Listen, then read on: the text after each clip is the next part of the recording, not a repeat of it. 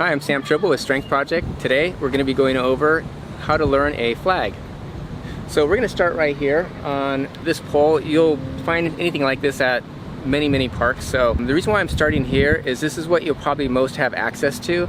It's just a straight pole. However, a straight pole is probably not the easiest place to start, but I do want to show you that here very quickly so that you can understand the difference in different types of hand placements when you're working on the flag. So I'm going to go ahead and go to this side right here, and I'm reaching with an under grip, and I'm just going to go right off the ground and kick up and hold. Okay.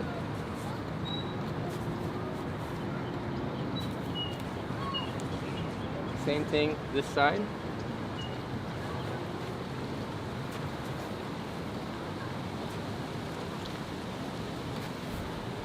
So the reason why I'm moving to both sides is just to remind people that whatever you do on one side, you want to even it out a little bit.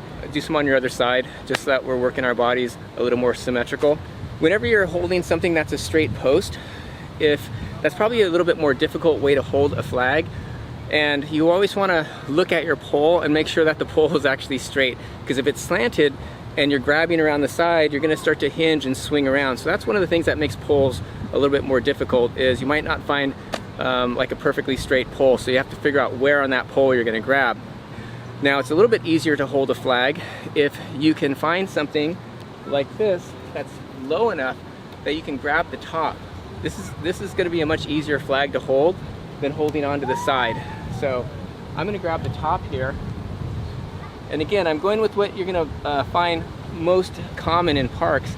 So it's more common to find something like this that you can practice on.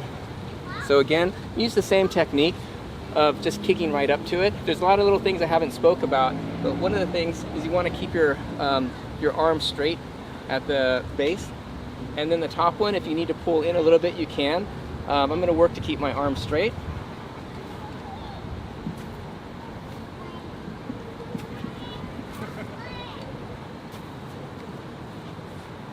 So as we're working towards the flag, the things to remember are if you understand how to do the lower levers, which we've covered in some of the videos, then you're really creating the core strength and stability that you need to hold a flag. So I would start off with some of those lower levers, those dragon levers. That's what's going to help give you the strength without having just to try to come up and bomb holding a flag here. The position that relates to the lower lever is when we turn our body not sideways but facing up towards the sky. So we're going to see if we can do that for you here. And I'm just going to go to a tucked position just to find a place where I can hold and balance.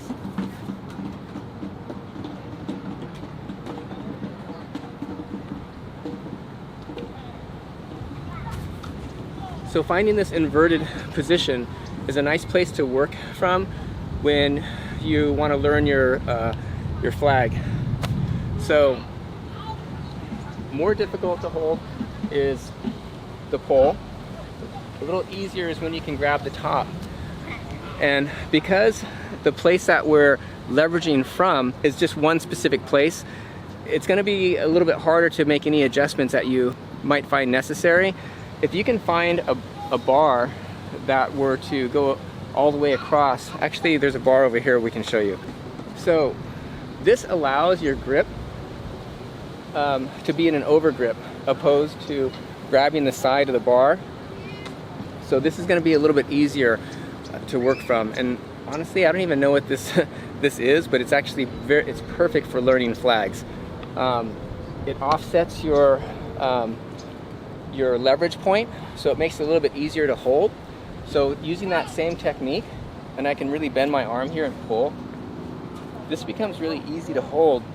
And you'll see, like, even turning upside down is more manageable. So I'm going to do the same thing here by grabbing in an over grip, invert my body, and then lower to the flag. You can go up in a tuck first if that makes it easier.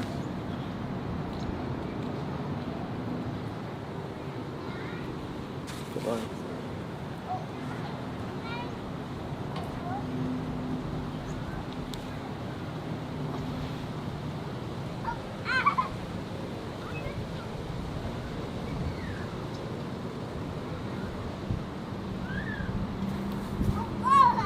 So these are some variations that you can have for holding your flag.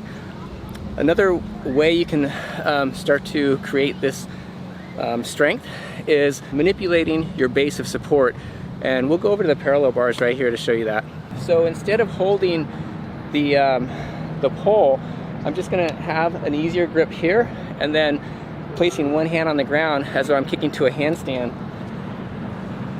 I can find a position to start holding my body.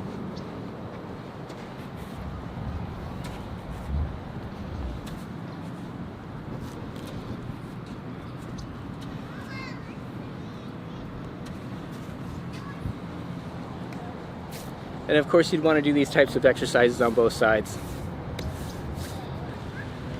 So this is just some quick tips on how you can get stronger or even learn your flag just using average park equipment. The thing to remember is right now we're just giving you mostly a visual lesson, not getting into some really nitty-gritty details of things to do.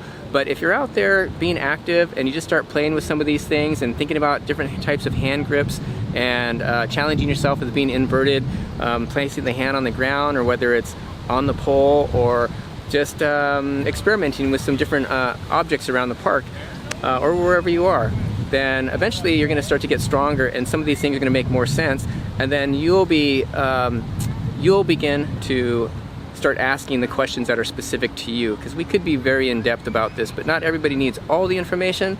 But sometimes we just need to have that nice strong visual of watching someone else do it, watching someone else struggle, watching someone else's approach, maybe how they grabbed it or how long they held it, or just anything, just something that gives us a little bit of inspiration. And so hope you enjoyed today's video, and you're watching Strength Project, and we'll see you real soon.